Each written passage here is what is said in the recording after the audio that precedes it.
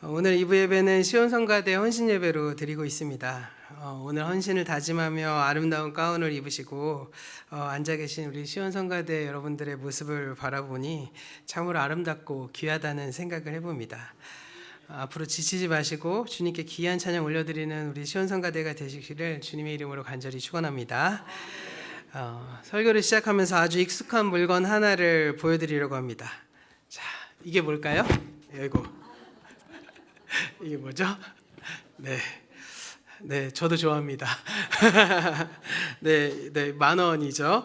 네, 이 세종대왕의 얼굴이 보이고 자세히 보시면 요 위에 한국은행이라는 글자가 보입니다. 요즘은 카드를 사용하시기도 하고 또 스마트폰으로 결제를 하시는 분들도 많아서 이 지폐 사용이 굉장히 이렇게 많이 축소되긴 했지만 사실은 이 돈이라는 것은 사실상 우리에게 그냥 단순히 경제적인 도구와 수단으로 사용되어지는 것은 아니라고 할 수 있을 것입니다. 이 화폐 안에는 돈을 보증하고 또 유통하고 이 지배하는 대한민국이라는 아주 강력한 주권과 권세가 담겨져 있기 때문이겠죠. 만약 어떤 사람이 이 돈을 스캔해서 프린트한 뒤에 그냥 막 사용하면 어떻게 될까요? 감옥에 가겠죠. 네, 왜 그럴까요? 그 사람은 국가의 시스템, 국가의 주권에 도전했기 때문일 겁니다. 그런 점에서 우리가 주머니에 돈을 가지고 다닌다는 것, 그리고 우리가 이 돈을 사용한다는 것, 이것은 이 나라의 사법과 경제체제, 그리고 이 나라에 내가 지배 아래 살고 있다고 하는 일종의 삶의 고백이라고도 할 수 있을 것입니다. 그런데 이러한 어떤 상황, 이러한 상황이 오늘 우리가 읽어본 성경 본문에도 등장하고 있다는 것이죠. 이 상징물은 무엇이냐라고 했을 때 바로 로마 황제 가이사의 얼굴이 새겨진 데나리온이라는 동전인 것입니다. 그런데요, 오늘 말씀을 쭉 읽어보시면 이 동전을 가지고 예수님 앞에 온 사람들의 면면이 참 어떻게 보면 참 묘하다고 할 수 있을 것입니다. 오늘 말씀 13절의 말씀을 통해서 그 지점이 무엇인지를 한번 찾아보려고 하는데요. 우리 화면을 보시면서 13절의 말씀 함께 읽어보도록 하겠습니다. 네, 화면 넘겨주시고 13절 말씀. 네. 딱 그 다음 절. 네, 함께 읽어보도록 하겠습니다. 그들이 예수의 말씀을 책잡으려 하여 바리새인과 헤롯 땅 중에서 사람을 보내매. 예, 뭐가 묘하냐면 바리새인과 헤롯 당원이 함께 모여서 예수님을 책잡으려고 왔다는 것이 참 묘합니다. 왜냐하면 이 두 그룹의 사람이 어떠한 사람들인지를 알면 어떻게 보면 이해하기 쉬울 것인데요. 당시 유대 사회에서 이 둘은 결코 한 자리에 있을 수 없는 물과 기름과 같은 원수였습니다. 바리새인들은요, 민족적인 종교적인 민족주의자였습니다. 그들은 로마와 같은 이방 제국에 세금을 내는 건 신성 모독이다라고 외치던 아주 극단적인 반로마파였기 때문입니다. 반면에 헤롯 당원들은 어땠을까요? 이들은 로마 제국의 권력에 기생해서 그 기득권을 누리던 아주 철저히 친로마파적인 정치 집단인 사람들이었습니다. 그러니까 평소 같으면 둘이 길가에서만 만나도 개와 고양이처럼 으르렁대고 서로 멱살을 잡고 싸웠을 사람들이 지금 예수님 앞에 하나의 어떤 목적을 가지고 모여서 기가 막히게 결탁을 하고 있는 것입니다. 왜 그랬을까요? 그 목적은 단 하나, 예수라고 하는 눈의 가시를 제거하기 위해서였습니다. 이들은 바로 앞에 기록된 1절부터 12절의 말씀에 나온 이 포도원 농부의 비유에서 이미 자신들의 본질이 무엇인지를 들켜버렸기 때문입니다. 예수님께서 이 말씀하신 포도원 농부의 비유는 바로 하나님이 이스라엘이라고 불리는 이 포도원을 그들에게 맡겨놓았더니 그들이 주인의 아들인 예수 그리스도를 죽이고 자신들이 하나님의 자리에서 그 하나님을 몰아내고 왕노릇하려고 했던 이 탐욕스러운 본질, 이것이 대중들 앞에 폭로당하게 되었기 때문입니다. 사실 그들이 하나님의 주되심을 인정한다는 것은 주인에게 소작세를 내고 포도원의 소출을 드리는 겁니다. 그런데 그 주인됨을 인정하지 않고 도리어 아들까지 죽이고 자신이 포도원의 주인이 되려고 했던 그 속 깊은 의도가 들켜버린 것입니다. 저는 이 오늘 말씀을 통해서 이 자리에 헌신을 다짐하는 성가대의 모습을 돌아보게 되었습니다. 우리 시온 성가대가 빠지기 가장 쉬운 영적인 함정이 무엇일까요? 바로 이 포도원의 농부들처럼 찬양의 주권을 찬탈하는 일일 겁니다. 하나님께서 주신 목소리로 또 예배 자리에서 하나님을 찬양하는 그 사명을 하나님께서 우리에게 맡겨주셨는데 어느새 하나님을 찬양하는 노래가 아니라 내가 돋보이게 되는 노래, 사람들에게 칭찬받는 노래를 부르면서 내가 찬양의 주인이 되려고 하는 그 탐욕이 가끔씩 우리에게 찾아올 때가 있을 때가 온다는 것입니다. 그럴 때 우리는 우리의 자리를 겸손히 깨닫고 그리고 포도원 농부의 자리로 돌아가야만 한다는 것이죠. 그럴 때 우리는 우리의 자리 그것을 인정하고 하나님께 감사와 찬양을 올려드리실 수 있을 것입니다. 그러지 않으면 오늘의 말씀에 나오는 사람들처럼 똑같은 행동을 할 수밖에 없게 될 것입니다. 그렇다면 이들은 어떤 선택을 하게 됐을까요? 그들이 지금 자신의 그 기득권, 자신의 탐욕이 빼앗길 위기에 처하자 이 악한 농부들은 이제 세상 제국 로마의 권력을 끌어들여서 예수님을 죽여버릴 완벽한 덫을 설치하게 된 것입니다. 그리고 14절에서 아주 상냥한 얼굴로 예수님께 다가와서 질문을 던집니다. 가이사에게 세금을 바치는 것이 옳습니까? 옳지 않습니까? 이러한 질문을 던지는 겁니다. 사실 이 질문이 왜 이렇게 무서운 덫이 되는지 이해가 되십니까? 사실 이 세금을 내라라고 말했을 때 그 가이사에게 세금을 내는 것이 맞습니까? 옳습니까? 옳지 않습니까? 라는 질문 앞에서 만약에 예수님이 세금을 내지 말라고 하면 이 헤롯 당원들이 이 로마 제국을 선동하려고 하는 반역죄로 몰고 가면서 예수님을 총독에 고발할 것이기 때문이고, 반대로 세금을 이제 내지 말라, 잘못했네요. 세금을 내라고 하면 그렇게 될 것이고, 세금을 내지 말라고 하면 이 바리새인들이 예수님이 가짜 메시아다, 가짜 그리스도다라고 말하면서 공격을 하기 때문일 것입니다. 그러니까 대답을 해도 죽고 안 해도 죽는 이른바 외통수의 질문 앞에 놓여 있게 되었다는 것이죠. 그렇다면 이 위기 앞에 우리 예수님은 어떻게 이것을 돌파하셨느냐를 생각해 볼 필요가 있다는 것입니다. 더 나아가서 오늘날 방금 보여드린 이 돈이 신이 되는 거대한 자본주의라는 제국 앞에서 하나님 나라 백성으로 살아가는 우리에게 어떠한 말씀을 하나님께서 하시고자 하는가, 이것을 생각해 보실 필요가 있다는 것입니다. 오늘 말씀을 하나님 나라의 복음의 렌즈로 함께 들여다보는 귀한 시간이 되시기를 주님의 이름으로 간절히 축원합니다. 방금 잠시 설명드렸던 14절의 말씀, 이 말씀을 화면을 보시면서 우리가 함께 읽어보도록 하겠습니다. 와서 이르되 선생님이여, 당신은 참되시고 아무도 꺼리는 일이 없으시니 이는 사람을 외모로 보지 않고 오직 진리로서 하나님의 도를 가르치심이니라. 가이사에게 세금을 바치는 것이 옳으니까 옳지 아니하니까. 예수님께 지금 질문을 던지는 자들의 말기술이 참으로 대단합니다. 당신은 참되시고 아무도 꺼리는 일이 없으시니 이는 사람을 외모로 보지 않고 오직 진리로서 하나님의 도를 가르치심이니이다. 이 말에 담겨져 있는 그 뜻은 당신은 로마 총독의 눈치도 안 보고 대제사장의 눈치도 안 보는 아주 올곧으신 분 아니십니까? 그러니까 한번 소신껏 말씀해 주십시오 라는 뜻을 담고 있는 겁니다. 아주 정의롭고 진리를 구하는 듯한 얼굴로 아주 영적 아첨을 지금 예수님께 떨고 있는 것이죠. 하지만 우리 예수님은 이러한 화려한 겉말에 속지 않으셨습니다. 연이어서 15절의 말씀 우리가 함께 읽어보도록 하겠습니다. 우리가 바치리까 말리까 한데 예수께서 그 외식함을 아시고 이르시되 어찌하여 나를 시험하느냐, 데나리온 하나를 가져다가 내게 보이라 하시니. 예수님께서 그 외식함을 아시고 이르시되 어찌하여 나를 시험하느냐, 이렇게 분명히 말씀하십니다. 여기서 외식한다라는 말의 헬라어는 휘포크리시스라고 하는데요, 이것을 직역하면 배우의 가면을 썼다라는 뜻입니다. 그러니까 지금 이들은 겉으로는 진리를 묻는 척하지만 속으로는 칼을 품고 있는 위선과 악의를 가지고 예수님 앞에 나아왔다는 것. 이것을 예수님께서 단번에 꿰뚫어 보신 것입니다. 사실 우리가 살아가는 이 세상은 언제나 이런 방식으로 우리에게 다가옵니다.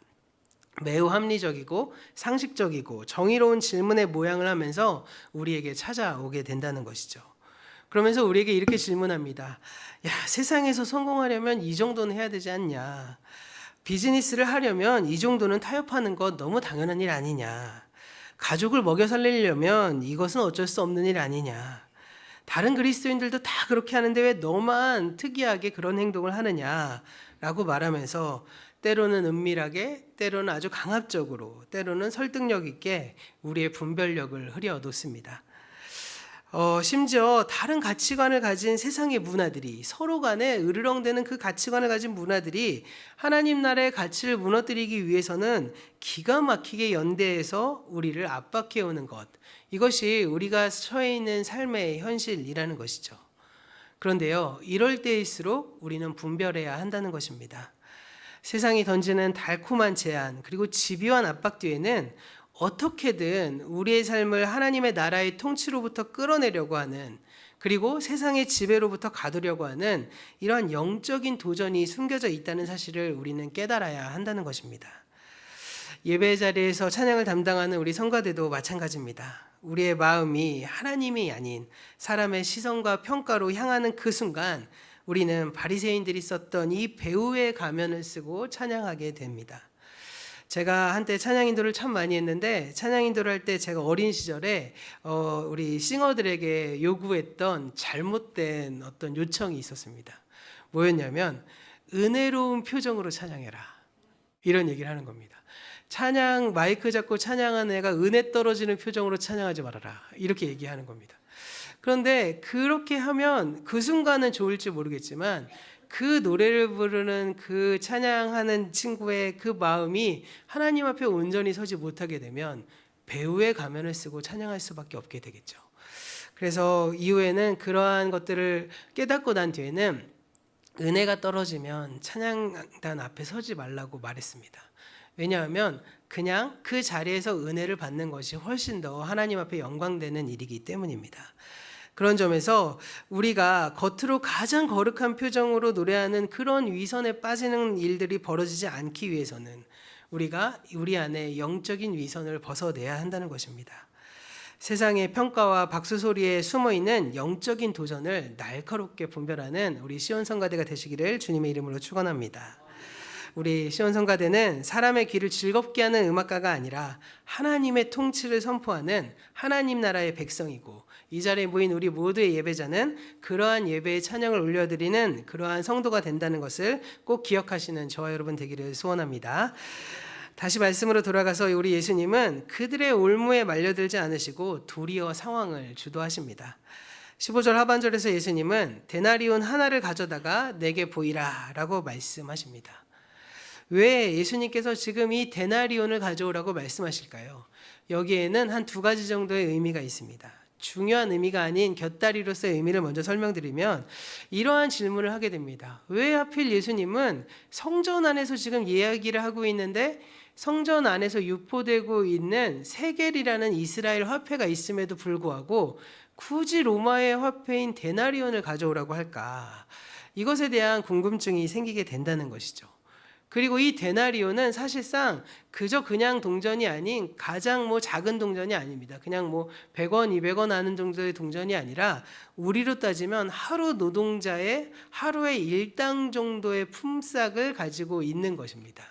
그러니까 드라크마라는 적은 비용을 얘기하는 것이 아니라 데나리온이라는 그 동전을 지금 예수님께서 요청하셨다는 것이죠. 우리로 따지면 최소한 10만 원 이상의 현금을 지금 수중에 지니고 있는 사람이 있다는 것이고, 예수님 주변에 예수님께 묻고 있던 사람들과 그 이야기를 듣고 있던 사람들이 최소한 그 정도의 부를 가지고 있었던 사람들이 예수님을 시험하고자 모였다는 사실을 볼 수 있게 된다는 것입니다.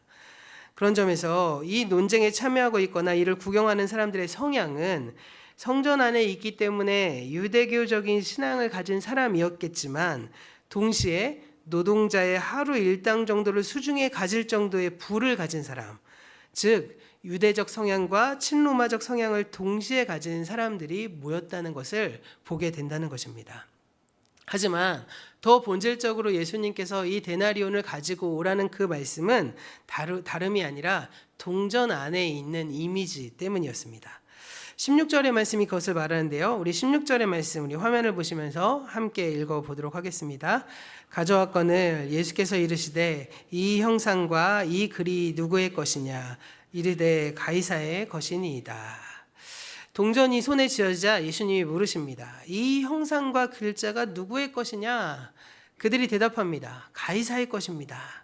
그때 예수님이 하신 말씀이 바로 그 유명한 명답인 그 답이 17절 말씀에 기록되어 있습니다. 17절 말씀도 우리가 화면을 보시면서 함께 읽어보시겠습니다. 이에 예수께서 이르시되 가이사의 것은 가이사에게, 하나님의 것은 하나님께 바치라 하시니 그들이 예수께 대하여 매우 놀랍게 여기더라. 여기 이 말씀, 이 예수님의 명답, 이 가이사의 것은 가이사에게 주라, 이 말씀은 사실 많은 사람들이 오해하는 구절이기도 합니다.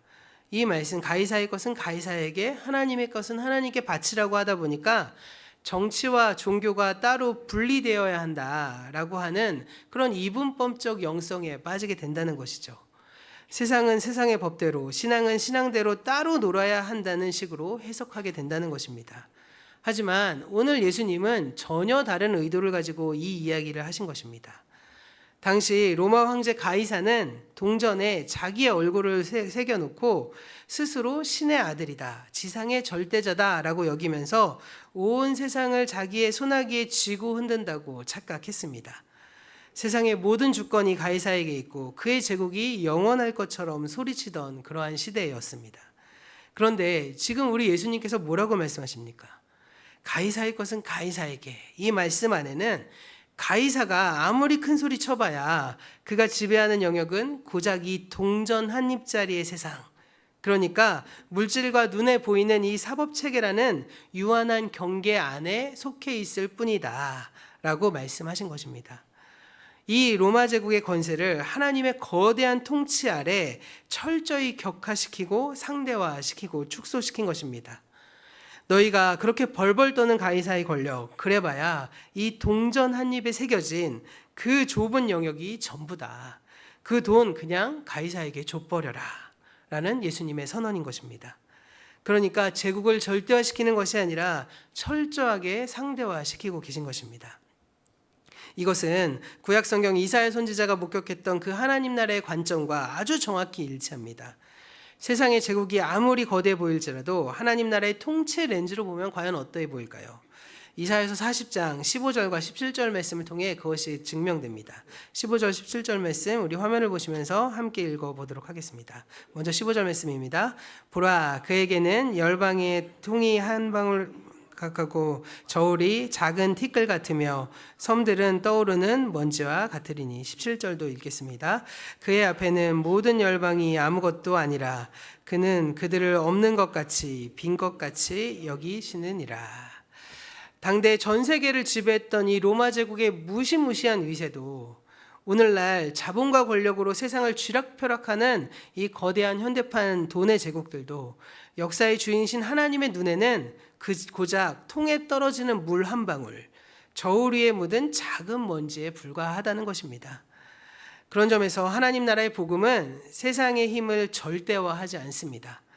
제국은 인간의 외면적인 삶의 일부를 잠시 통제할 뿐 역사의 진짜 주인이신 하나님의 통치를 결코 넘어설 수 없다는 것입니다.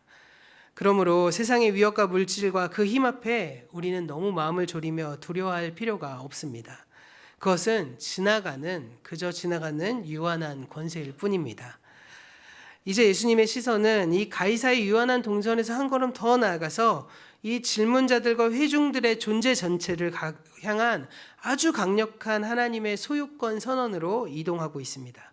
바로 17절에서 하나님의 것은 하나님께 바치라 라는 말씀으로 말씀하시는 겁니다. 여기에서 오늘 이 헌신예배 가장 핵심적인 신학적인 메시지가 담겨 있습니다. 바로 형상의 신학인 것입니다. 세계적인 미술품 경매장에 가보면요, 수백억 원을 호가하는 명화들이 거래됩니다. 그런데 아무리 아름다운 그림일지라도 누구의 작품인지를 증명해낼 수 없으면 그 그림은 가치가 없게 됩니다. 전문가들이 진품을 감정할 때 가장 중요하게 보는 것은 이 화가의 터치라든지 그림의 어떤 모습이라든지 어떤 뉘앙스라든지 여러 가지가 있겠지만 가장 중요한 건 그 그림 밑에 있는 화가의 사인이나 서명이나 아니면 그 뒷면에 찍힌 왕실의 인장과 같은 보증서입니다. 그 마크 하나가 확인되는 그 순간 작품의 가치와 소유권은 이 세상이 함부로 침범할 수 없는 절대적인 것이 되게 됩니다. 과거 고대 제국의 황제들도 자기가 소유한 영토와 이 노예의 몸에 자신의 이름이나 낙인을 새겨 넣었다고 합니다. 땅에는 자신의 모양을 딴 이 그림, 형상이나 동상이나 이 모든 것들을 만들어서 이곳은 내가 통치하는 땅이다. 이것은 내 소유이니 아무도 손대지 말라고 말했습니다. 예수님은 지금 이 데나리온 동전에 새겨진 황제의 초상을 보면서 이 서명과 인장의 개념을 우리 인간의 존재에 적용시키고 계신 것입니다. 동전은 그저 가이사의 형상이 새겨져 있으니 가이사에게 돌려주면 그만입니다. 돈은 돈의 원리대로 세상에 흘려보내라는 것입니다.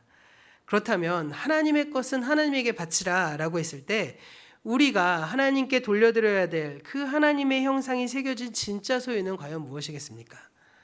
성경은 인류 역사의 시발점인 창세기에서 그 답을 아주 명확하게 제시합니다.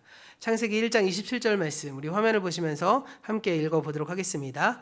하나님이 자기의 형상 곧 하나님의 형상대로 사람을 창조하시되 남자와 여자를 창조하시고, 이 말씀에 담겨져 있는 뜻은 우리 인간의 영혼과 존재의 가장 깊은 곳에는 세상에 그 어떤 권력도 돈의 힘도 결코 지을 수 없는 창조주 하나님의 서명, 즉 하나님의 형상이 새겨져 있다는 것입니다.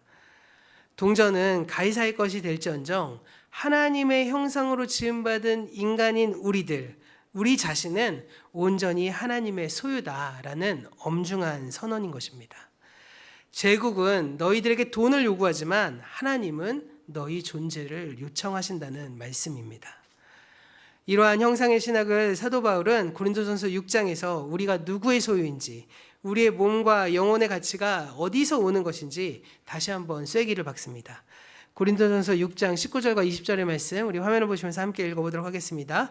너희 몸은 너희가 하나님께로부터 받은 바 너희 가운데 계신 성령의 전인 줄을 알지 못하느냐.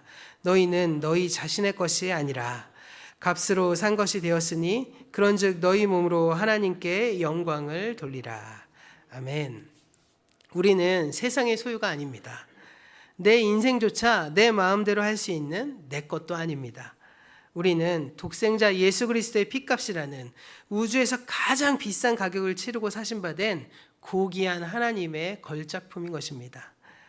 내 인생의 진정한 소유자는 세상의 권력도 아니고 내 통장의 잔고도 아닙니다. 오직 나를 빚으시고 그리고 그 피로 사신 하나님 한 분이심을 기억하는 저와 여러분 되길 소원합니다. 우리가 이러한 소유권에 대한 고백이 명확해질 때 우리는 비로소 세상의 압박으로부터 자유해질 수 있습니다. 내 목소리, 내 진정한 모든 소유가 다 하나님의 것임을 인정하는 것, 이건 역시도 우리 시온성가대를 비롯한 우리 모두가 다 하나님 앞에 고백해야 될 내용이라는 것입니다. 우리 모두는 하나님의 거룩한 핏값으로 사시게 된 하나님의 소유가 되었기 때문에 나의 찬양과 나의 목소리, 나의 모든 것이 하나님 한 분을 위해서 존재하게 된다는 것을 인정하는 것, 이것이 바로 오늘 시온성가대와 우리가 드려야 될 진짜 헌신의 시작임을 기억하시길 바랍니다. 그렇다면 이러한 하나님의 형상을 가졌고 하나님의 소유가 된 우리는 오늘날 이 돈과 성공이라는 현대판 가이사가 지배하는 현 세상 한복판에서 구체적으로 어떻게 찬양하며 살아야 하겠습니까? 세 가지 정도로 나눠볼 수 있겠습니다. 첫 번째로 찬양의 자리에서 내가 왕노릇하려는 탐욕을 버려야 합니다. 내가 남보다 돋보이고 싶은 마음과 나 중심적인 사고는 방금도 설명드렸듯이 포도원을 찬탈하려고 했던 악한 농부의 마음과 같습니다. 내 존재가 하나님의 소유임을 고백하게 된다면 우리가 한 목소리가 되어 철저히 나를 감추고 오직 하나님의 왕 되심만을 소리 높여 찬양하고 울려 퍼뜨려야만 한다는 것입니다. 두 번째로요, 일상의 삶에서 두 주인을 섬기면 안 된다는 것입니다. 세상이 주는 데나리온의 달콤함과 하나님 나라의 통치가 부딪혔을 때 우리는 과연 누구를 진짜 주인으로 대접하게 될까요? 예수님은 상상수훈의 그 설교를 통해서 이 주권의 문제를 가장 날카롭게 지적하셨습니다. 마태복음 6장 24절의 말씀 우리 화면을 보시면서 함께 읽어보도록 하겠습니다. 한 사람이 두 주인을 섬기지 못할 것이니 혹 이를 미워하고 저를 사랑하거나 혹 이를 중히 여기고 저를 경히 여김이라. 너희가 하나님과 재물을 겸하여 섬기지 못하느니라.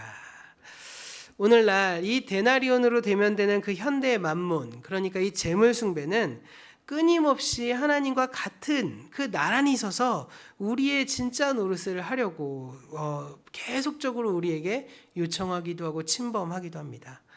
직장에서 가정에서 돈이 없으면 가장 비참해질 것 같은 공포를 심어주면서 너는 내 노예가 되라. 세상의 불의한 방식과 타협하라고 속삭입니다. 이것이 우리의 삶의 태도가 되어서 주일에는 거룩한 성도로 살고 입술로는 하나님을 주님이라고 부르면서 찬양하지만 월요일부터 토요일까지 이 세상, 그러니까 이 가이사가 주인이 되는 그 한복판에 나가서 돈의 노예가 되어서 세상의 불의한 방식과 타협하며 살아가게 된다면 그것은 하나님의 뜻에 합당치 않은 위선임을 기억하셔야 한다는 것입니다. 그리고 세 번째로 일터에서 하나님의 통치를 노래하는 대안적인 백성이 되는 저 여러분 되기를 간절히 축원합니다. 가이사의 세상은 끊임없이 우리에게 돈이 없으면 죽는다는 공포를 심어주면서 세상의 가치관을 강요합니다. 그러나 하나님의 소유가 된 백성은 세상 속에서 그 누구보다 성실하게 일하면서 돈이 내 인생의 주인이 아님을, 또 삶의 그러한 모든 구체적인 삶 속에서 정직함과 자족함과 나눔과 구제를 통해서 우리는 하나님의 백성임을 드러내야 한다는 것입니다. 그것이 바로 가이사가 지배하는 세상 한복판에서 하나님의 다스림을 온몸으로 증명해내는 대안적인 삶, 즉 전복적인 순종을 하게 된다는 것입니다. 오늘 말씀을 마무리하면서 우리가 생각해 보아야 될 것을 다시 한번 정리해 보도록 하겠습니다. 마가복음 12장에 등장하는 종교 지도자들과 이 정치 지도자들은 어떻게 해서든지 하나님의 아들을 죽이고 이 포도원의 주권을 빼앗아서 자신이 왕이 되려 했습니다. 그 탐욕을 위해 로마 제국의 그 무서운 정치적 덫을 가져와서 예수님을 가두어 두려 했습니다. 하지만 우리 예수님은 그 위선에 휘둘리지 않으시고 도리어 가이사의 이 제국의 유한함을 폭로하신 것입니다. 그리고 온 우주를 향해 지어지지 않은 하나님의 절대 주권을 선포하셨습니다. 오늘 헌신을 다짐하는 우리 시온성가대 여러분들과 이 자리에 모인 우리 성도님 모두 온전히 하나님의 뜻대로 서셔서 오늘도 우리에게 반짝이는 데나리온을 보여주면서 세상의 가치관에 무릎 꿇으라고, 너도 그 세상의 소유일 뿐이라고 협박하고 유혹하는 그 세상의 힘을 직면하셔야만 합니다. 그리고 그 직면하고 난 뒤에 속으실 필요가 없습니다. 그것은 그저 흘려보내면 그만일 뿐이기 때문입니다. 우리는 세상의 소유가 아니라 하나님의 숨결로 빚어지고 예수 그리스도의 핏값으로 산 고귀한 하나님의 형상임을 기억해야 한다는 것입니다. 입술의 노래는 삶의 고백을 넘지 못합니다. 또한 삶이 따르지 않는 한 찬양은 바리새인의 가면과 같습니다. 돌아오는 한 주간 우리가 시온성가대의 가운을 벗고 또 여러분의 살아있는 일터와 또 삶터와 가정의 자리로 나아갈 때 세상의 책임을 다하시면서 우리의 영혼과 존재 전체는 오직 우리의 왕 되신 하나님의 통치 앞으로 올려드리는 저와 여러분 되시기를 주님의 이름으로 축원합니다. 그리하여서 우리의 주일 예배뿐만 아니라 우리의 모든 일상의 삶 전체가 하나님의 왕 되심을 선포하고 또 거룩한 하나님 나라의 백성이 되어서 주님과 동행하시며 살아가시는 그러한 돌아오는 한 주가 되시기를 주님의 이름으로 간절히 축원합니다. 기도하겠습니다.